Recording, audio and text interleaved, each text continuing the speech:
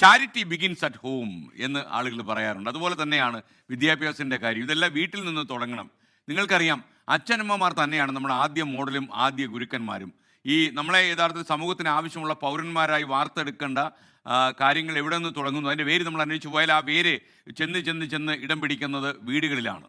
ആ വീടുകളിൽ എങ്ങനെ കുട്ടികളെ വളർത്തണം, കുട്ടികളോട് എങ്ങനെ സംസാരിക്കണം, കുട്ടികളോട് എങ്ങനെ പെരുമാറണം എന്നൊക്കെ പ്രായമായ ആളുകൾ പഠിക്കുകയും അതുപോലെ കുട്ടികളെ പ്രേരിപ്പിക്കുകയും ചെയ്യുമ്പോൾ അത് സമൂഹത്തിലേക്ക് അവരെ ഇറക്കി വിടുമ്പോൾ അത് അവരെ സ്വാധീനിച്ചുകൊണ്ടേയിരിക്കും.